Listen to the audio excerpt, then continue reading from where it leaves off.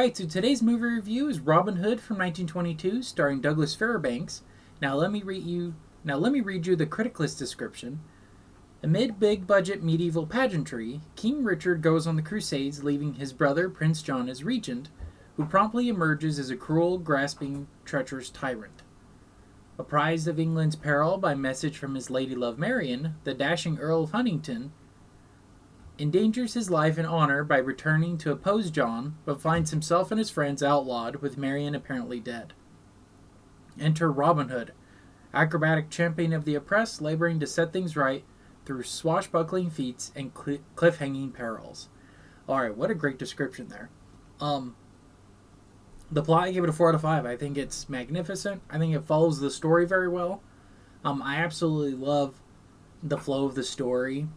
And I think it showcases more of the story than you typically would in other versions, like in the Disney one or the 1939 version. This kind of shows kind of the whole story of Robin Hood.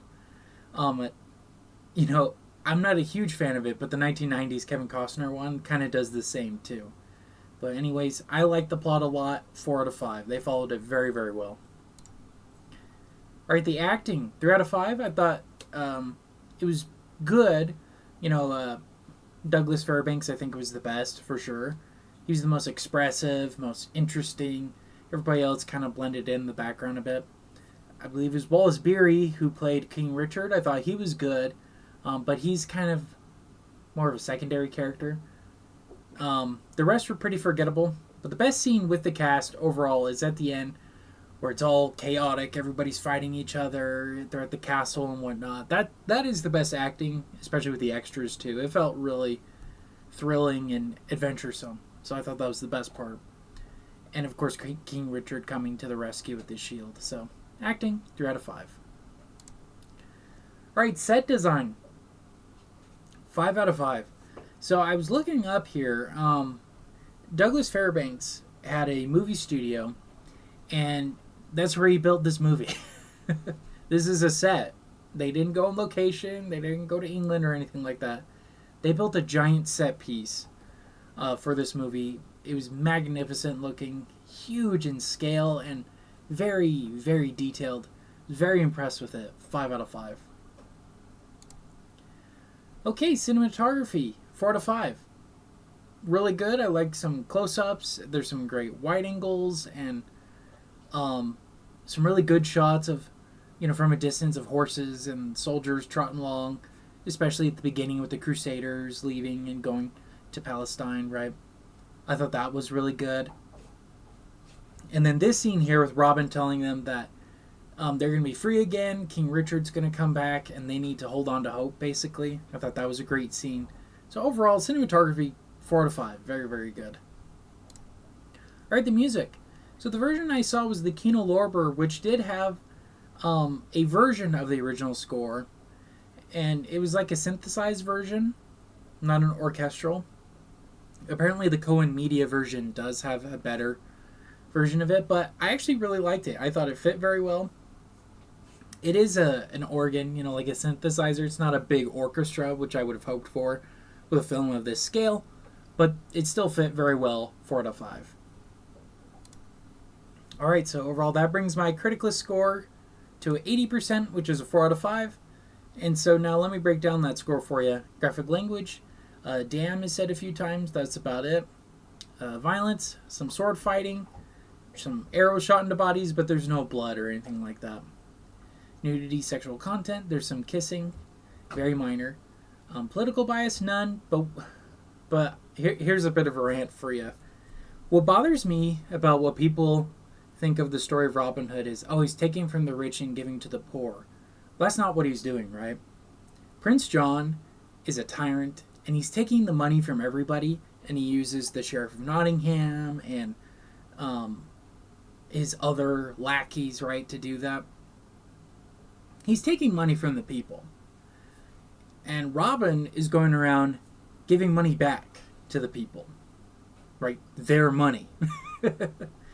He's not taking from the rich, giving it to the poor. He's taking from the tyrant king, or I guess he's a prince, tyrant prince, and giving it back to the people that he stole it from.